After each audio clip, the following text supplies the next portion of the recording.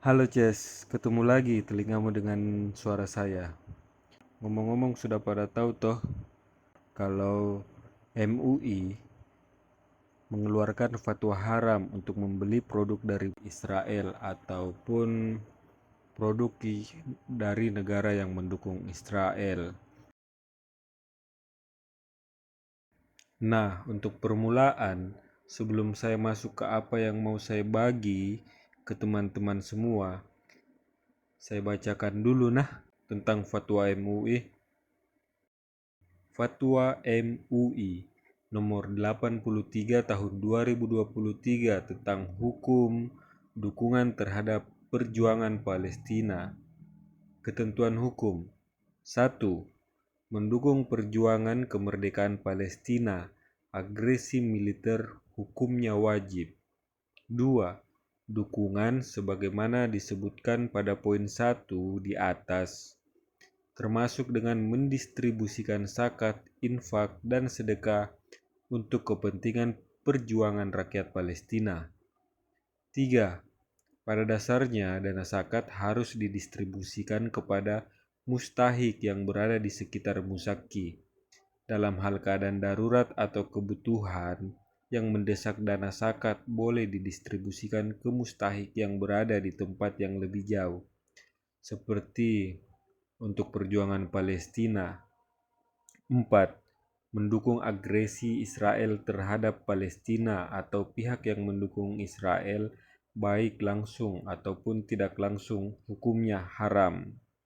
Nah, mendukung agresi Israel terhadap Palestina atau pihak yang mendukung Israel baik langsung maupun tidak langsung hukumnya haram. Nah, ini dia yang mengharamkan.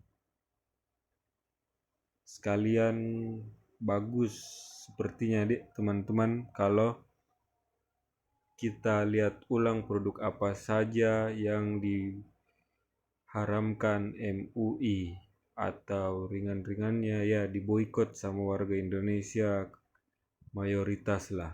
Ini dia, kita lihat saja dulu. Jeng jeng jeng. Lihat cepat, lihat cepat. Oke. Slide, slide, slide, swipe, swipe, swipe. Oke. Ke topik selanjutnya. Nah, kalau kita mau ingat-ingat toh, tahun ini kan bukan kali pertama orang Indonesia berteriak boikot produk. Ya, saya pribadi akui memang efek.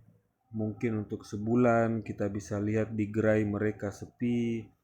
Tapi ya balik lagi bulan depan mungkin atau tahun depan mungkin kita ngiler lagi dan beli lagi. Kecanduan lagi, akhirnya kita berkompromi dan akhirnya lagi gerai mereka ramai kembali sampai karena kita-kita lagi yang meramaikan, mereka berhasil buka cabang baru sampai masuk ke kabupaten yang bisa dibilang untuk saya pribadi tidak terpikirkan kalau Starbucks, KFC bisa masuk sampai ke kabupaten di daerah saya yang terbilang ya bisa dibilang desa lah. Tingkat daya belinya tidak sejauh itu.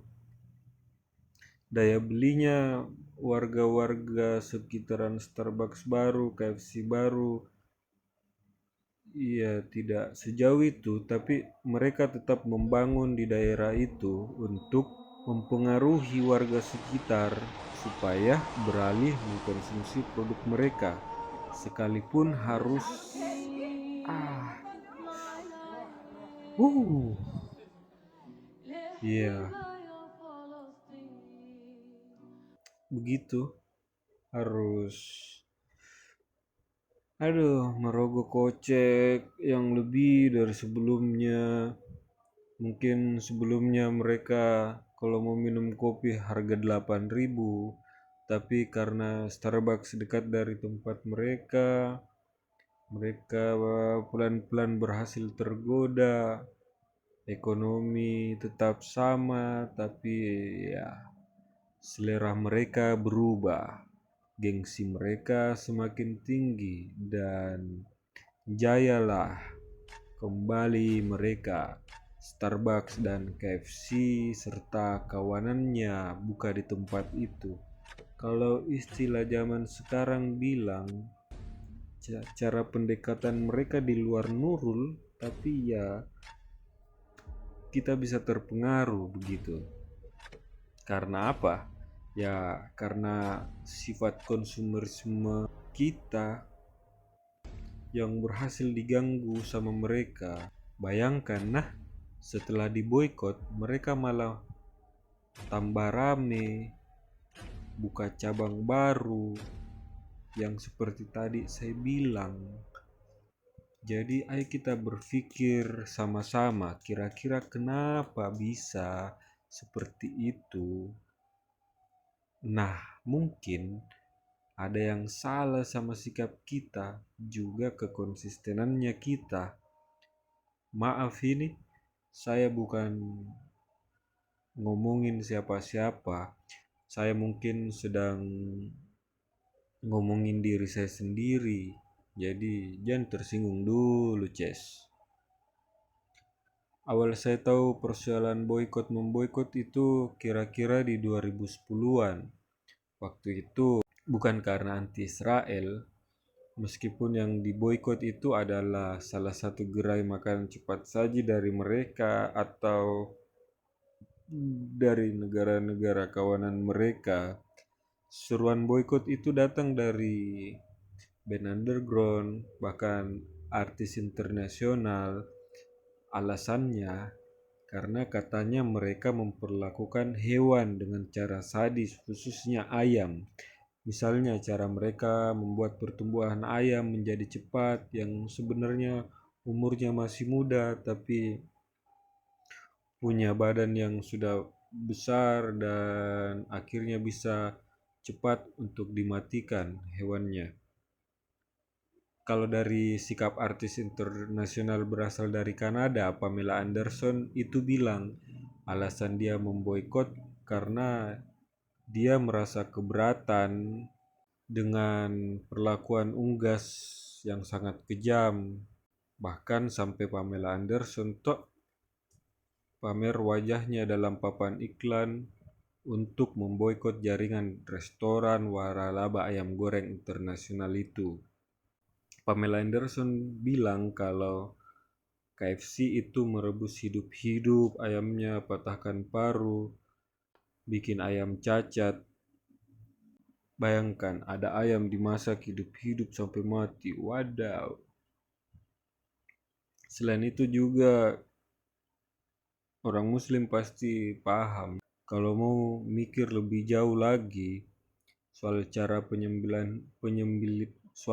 penyembelihan hewan yang akan kita makan itu ada tata cara tersendirinya dalam Islam. Nah, untuk orang Islam, kau pernah tanya atau kau pernah khawatir atau kau pernah berpikir sendiri bagaimana caranya tidak potong ayam, pakai mesin kah ataukah pakai pisau, dia gerek baik-baik, dia gerek dengan benar lehernya sambil baca apa, kan sampai situ.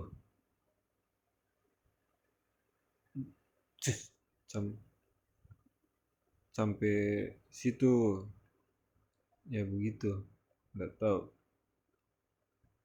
Bukan cuma Pamela Anderson, band Smashing Pumpkins, Black Sabbath, dan mungkin masih banyak lagi yang teman-teman juga tahu, bisa tulis di kolom komentar siapa saja yang memang sudah memboikot produk-produk tertentu dan menyuarakan itu. Bisa sekali ditulis di kolom komentar untuk tambah-tambah pengetahuan kita semua. Dan saya pribadi kalau band yang memboikot itu sudah puluhan tahun sampai hari ini mereka konsisten. Lalu bagaimana dengan kita? Apakah kita bisa bertahan untuk tetap memboikot produk-produk tersebut? Apakah kita bisa konsisten? Atau memang benar bakalan terulang lagi?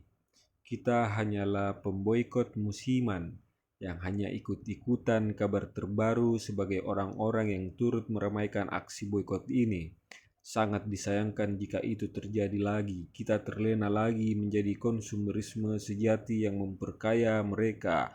Beli, beli, beli sehingga kalian ikut berpartisipasi untuk membuat roket, bom, senjata, nuklir menghancurkan bumi ini.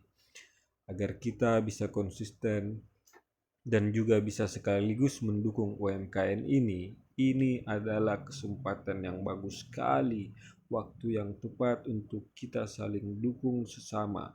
Mari kita mulai berbelanja jualan orang terdekat kita, UMKM yang sedang membangun brandnya, ayo beli itu. Tapi perlu diingat, pengusaha lokal juga tentu harus memperhatikan kualitas dan packingannya agar pelanggan-pelanggan baru yang sedang beralih bisa setia dengan produk-produknya.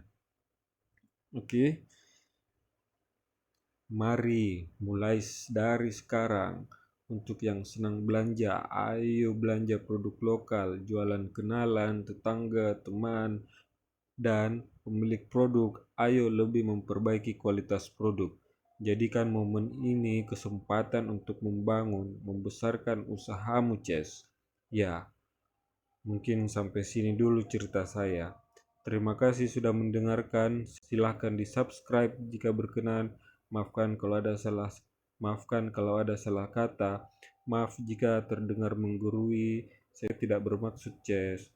Oh iya, pengetahuan kalian di komentar, mau tentang apapun itu, mau membantah ini juga boleh. Sampai jumpa.